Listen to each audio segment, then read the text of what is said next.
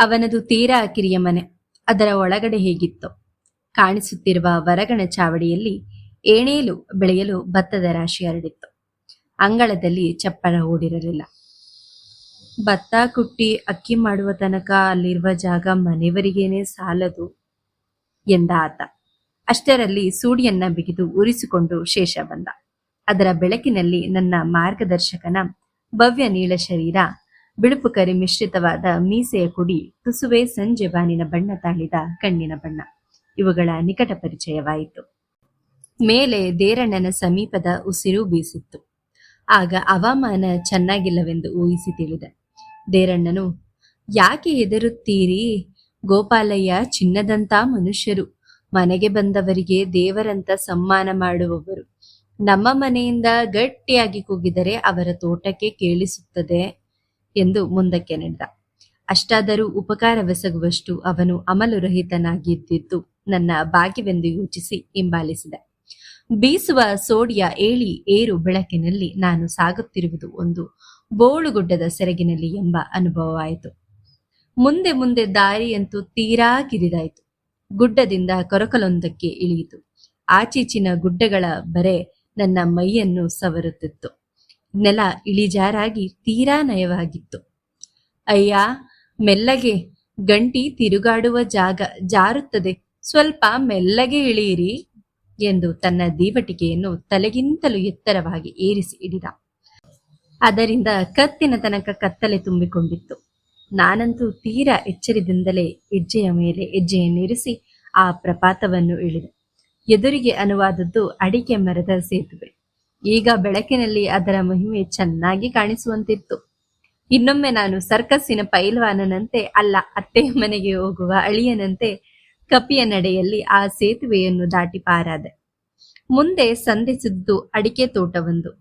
ಆ ಸುಬ್ರಹ್ಮಣ್ಯ ಸೀಮೆಯ ಚಳಿಯೆಲ್ಲವೂ ಆ ಕಂಗಿನ ತೋಟದ ಆಸರೆಯನ್ನು ಸೇರಿರಬೇಕು ಎಂದೆನಿಸಿತು.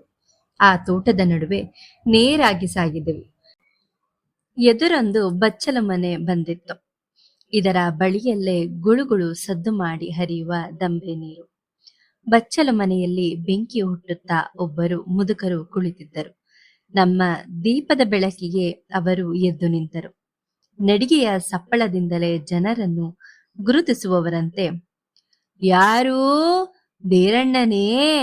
ಯಾರೋ ಪರ ಊರವರನ್ನು ಕರೆದುಕೊಂಡು ಬಂದಾಗಿದೆಯಲ್ಲ ಎಂದು ನಾವು ಸಮೀಪವಾಗುತ್ತಲೇ ಪರದೇಶಿಯಾದ ನನ್ನನ್ನು ನಮಸ್ಕರಿಸಿ ಬನ್ನಿ ಎಂದು ಮನೆಯ ಚಾವಡಿಗೆ ಕರೆದೊಯ್ದರು.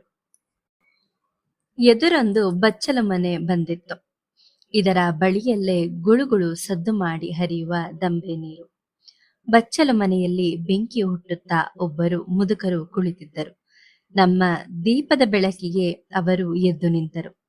ನಡಿಗೆಯ ಸಪ್ಪಳದಿಂದಲೇ ಜನರನ್ನು ಗುರುತಿಸುವವರಂತೆ, ಯಾರೂ? ದೇರಣ್ಣನೇ? ಯಾರೋ ಪರ ಊರವರನ್ನು ಕರೆದುಕೊಂಡು ಬಂದಾಗಿದೆಯಲ್ಲ ಎಂದು ನಾವು ಸಮೀಪವಾಗುತ್ತಲೇ ಪರದೇಶಿಯಾದ ನನ್ನನ್ನು ನಮಸ್ಕರಿಸಿ ಬನ್ನಿ ಎಂದು ಮನೆಯ ಚಾವಡಿಗೆ ಕರೆದೊಯ್ದರು. ನೀಳವಾದ ಶರೀರ, ನರೆತ ತಲೆಗೂದಲು, ಅರೆನೆರೆತ ಗಡ್ಡ ಮೀಸೆಗಳು, ನಡುವಿಗೊಂದು ಪಂಚೆ ಬಿಗಿದು ಕೂದಲಿಲ್ಲದ ಮೈಗೆ ಎಣ್ಣೆ ಸವರಿ ಬೆಂಕಿಯ ಮುಂದೆ ಅವರು ನಿಂತಿದ್ದಾಗಲಂತೂ ಸಂಜೆ ದೇವನಂತೆಯೇ ಕಾಣಿಸುತ್ತಿದ್ದರು. ಅವರೇ ಗೋಪಾಲಯ್ಯ, ದೇರಣ್ಣನ ಛತ್ರದ ಒಡೆಯರು ಎಂದು ನನಗೆ ಅನಿಸಿತು.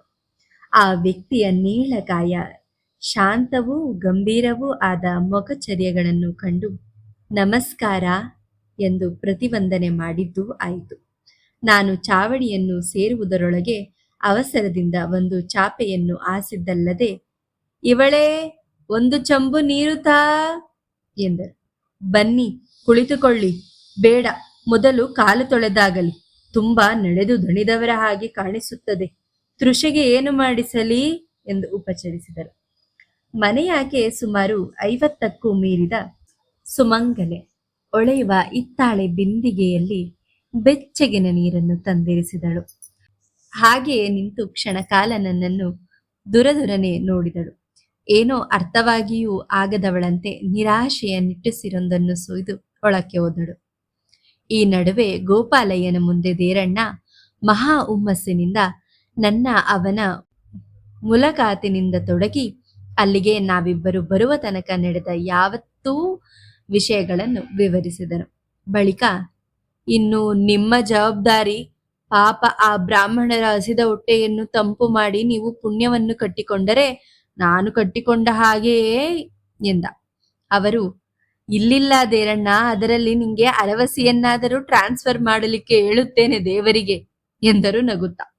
ನಾನು ಚಾವಡಿಯಿಂದಿಳಿದು ಬಿಸಿ ನೀರಿನಿಂದ ಅಂಗಳದಲ್ಲಿಯೇ ಕಾಲು ತೊಳೆದೆ. ಬೆಚ್ಚಗಿನ ನೀರಿನ ಉಪಚಾರದಿಂದ ಕಾಲಿನ ದಣಿವು ಅರ್ಧಕ್ಕರ್ಧ ಅಲ್ಲೇ ಮಾಯವಾದಂತೆ ಕಾಣಿಸಿತು. ದೇರಣ್ಣ ಚಾವಡಿಯಲ್ಲಿ ಗುರುತಿನ ತಾವಿಗೆ ಕೈಯಿಕ್ಕಿ ಎಲೆ ಅಡಿಕೆಯ ತಾಂಬಣವನ್ನು ಎಳೆದು ತಾಂಬೂಲ ಸೇವನೆಗೆ ತೊಡಗಿದ. ಗೋಪಾಲಯ್ಯ ನನ್ನನ್ನು ನೋಡಿ, ತಮಗೆ ತಾಂಬೂಲದ ಪರಿಪಾಠವಿದೆಯೇ ಎಂದು ಕೇಳಿದರು. ಆಮೇಲೆ, ನನಗೆ ರಾತ್ರಿ ಸ್ನಾನದ ಚಟವೊಂದಿದೆ, ತಕ್ಷಣ ಮಿಂದು ಬರಲೇ? ತಮಗೂ ಸ್ನಾನವಾಗಬೇಕಾದರೆ ಕಾಯಿಸಿದ ನೀರು ಉಂಟು, ನಡೆದ ದಣಿವು ಪರಿಹಾರವಾದೀತು ಎಂದರು. ನಾನು ನನ್ನ ಅಂಗಿಯನ್ನು ಕಳಚಿ ಗೋಡೆಯಲ್ಲಿದ್ದ ಗೂಟಕ್ಕೆ ಸಿಕ್ಕಿಸಿದೆ. ಮೈ ಬೆವರಿತ್ತು, ಆದರೆ ಅಂಗಿಯನ್ನು ತೆಗೆದುದರಿಂದ ಅಲ್ಲಿನ ಹವೆಗೆ ಚಳಿಯಾಗತೊಡಗಿತು. ಬಿಸಿ ನೀರ ಸ್ನಾನದಿಂದ ಮೈಗೆ ಹಿತವಾಗಬಹುದು ಎಂದು ತೋರಿದರೂ, ಅನಂತರವಾದರೂ ಬಿಸಿ ನೀರು ತಣಿಯದಿದ್ದಿತ್ತೆ ಎಂಬ ಅಂಜಿಕೆಯಿಂದ ಸ್ನಾನವೇನೂ ಬೇಕಿಲ್ಲ, ನನಗೆ ಮುಖ್ಯವಾಗಿ ಒಂದು ನಿದ್ದೆಯಾಗಬೇಕಿತ್ತು, ಒಂದು ದಿಂಬು ಚಾಪೆಯನ್ನು ಕೊಟ್ಟು ಬಿಟ್ಟರೆ ಬೆಳಗ್ಗಿನ ತನಕ ಹೊರಗೆ ಬಿಡುತ್ತೇನೆ ಎಂದೆ. ಗೋಪಾಲಯ್ಯನವರು ನಕ್ಕು, ಓ, ಒಳ್ಳೆ ವ್ಯಾಪಾರ. ಪರಸ್ಥಳದಿಂದ ದಣಿದು ಬಂದವರು ಉಪವಾಸ ಮಲಗುವುದಾದರೆ ನಮ್ಮ ಮನೆಗೆ ಬರಬೇಕೆಂದಿದೆಯೇನು?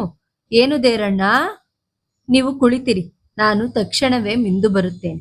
ಅಡುಗೆಯೆಲ್ಲ ತಯಾರಾಗಿದೆ, ನಿಮಗಾಗಿ ಏನು ಹೊಸ ಅಡುಗೆಯಾಗಬೇಕಾಗಿಲ್ಲ ಎಂದು ಅವರು ಸ್ನಾನದ ಮನೆಗೆ ಹೋದರು. ಅವರ ಬೆಂಗಡೆಯಲ್ಲಿ ದೇರಣ್ಣನೂ ಹೊರಟ. ತಿರುಗೊಮ್ಮೆ ಗೋಪಾಲಯ್ಯ, ಯಾರು, ಏನು, ಎಲ್ಲಿಗೆ ಹೊರಟವರಂತೆ ಎಂದು ಕೇಳಿದರು. ನನಗೆ ಅಷ್ಟೇ ಗೊತ್ತು. ಅವರ ಮಾತು ಕೇಳಿಸುವಂತಿದ್ದರೂ ನನ್ನ ಕಿವಿ ಮನಗಳಿಗೆ ಕೇಳುವ ಶಕ್ತಿ ಉಳಿದಿರಲಿಲ್ಲ. ಆದರೂ ಹಾಸಿದ ಚಾಪೆಯಲ್ಲಿ ಕುಳಿತು ಬಳಿಯ ಕಂಬಕ್ಕೆ ಹೊರಗಿದೆ. ಅಷ್ಟೇ ನನಗೆ ತಿಳಿದ ವಿಷಯ. ಮುಂದೇನಾಯಿತೋ ಯಾರು ಬಲ್ಲ. ಇನ್ನೊಮ್ಮೆ ನನಗೆ ಜ್ಞಾಪಕ ಬಂದುದೆಂದರೆ, ಯಾರೋ ಬಳಿಯಲ್ಲಿ ನಿಂತು, ಪಾಪ ನಡೆದು ಎಷ್ಟು ದಣಿದಿದ್ದಾರೆಯೋ, ಎಚ್ಚರ ಮಾಡಿದರೆ ಉಂಡಾದರೂ ಮಲಗಿಕೊಳ್ಳುತ್ತಿದ್ದರು ಎಂದ ಮಾತು ಇನ್ನೊಮ್ಮೆ ನಮ್ಮ ಮಾಣಿಯದೇ ಪ್ರಾಯ, ಅದೇ ರೂಪ ಎಂದಂತೆಯೂ ಕೇಳಿಸಿತು. ಆನಂತರ ನನ್ನ ಮೈಯನ್ನು ಅಲುಗಿಸಿ ಮಾತನಾಡಿಸಿದರು ಗೋಪಾಲಯ್ಯ. ಬಾಳೆಯ ಎಲೆ ಹಾಕಿದೆ, ಊಟಕ್ಕೆ ಏಳುತ್ತೀರಾ ಎಂದು ಕೇಳಿದರು. ಹಾ ಎಂದು ದಿಗಿಲುಗೊಂಡು ಎಚ್ಚೆತ್ತೆ. ನಿದ್ರೆಯ ಅಮಲಿನಿಂದ ಅರಿವು ಬರಲು 2 ನಿಮಿಷಗಳಾದರೂ ಹಿಡಿದಿರಬೇಕು. ಮಧ್ಯಾಹ್ನ ಎಲ್ಲಿಂದ ಹೊರಟಿರಿ, ಎಲ್ಲಿ ಊಟವಾಗಿತ್ತು ಎಂದು ಕೇಳಿದರು. ಊಟ ಆಗಿರಲಿಲ್ಲ, ಹೊರಟದ್ದು ಸುಬ್ರಹ್ಮಣ್ಯದಿಂದ ಎಂದೆ. ಅಯ್ಯೋ ಪಾಪವೇ ಎಂದು ಬೇಗ ಬೇಗನೆ ನನ್ನನ್ನು ಊಟದ ಮನೆಗೆ ಕರೆದೊಯ್ದರು. ನನ್ನ ಬಳಿಯಲ್ಲಿ ಮನೆಯಾಕೆ ತಂದಿರಿಸಿದ್ದ ನೀರು ಬರಿದಾಗಿತ್ತು. ಆದರೆ ಬೆಲ್ಲದ ತುಂಡುಗಳು ಬರಿದಾಗದೆ ಉಳಿದುದನ್ನು ಕಂಡು, ಹೋ, ನಿದ್ರೆಯ ಬರದಲ್ಲಿ ಬಾಯಾರಿಕೆಯನ್ನು ಮರೆತು ಬಿಟ್ಟಿರಿ ಎಂದು ನನ್ನ ಶರೀರಾಯಾಸಕ್ಕಾಗಿ ಇನ್ನಷ್ಟು ಕನಿಕರಗೊಂಡರು. ಊಟದ ಪಡಸಾಲೆಗೆ ಹೋದೆವು. 2 ಮಣೆಗಳ ಮುಂದೆ 2 ಎಲೆಗಳನ್ನು ಹಾಕಿದ್ದರು. ಇಬ್ಬರೂ ಕುಳಿತೆವು. ಗೋಪಾಲಯ್ಯ, ಶಂಕರಿ, ಬೇಗ ಬೇಗನೆ ಬಡಿಸು, ನೋಡುವ ಅವರಿಗೆ ಎಷ್ಟು ಹಸಿವೆ ಆಗಿದೆಯೋ ಏನೋ ಎಂದರು.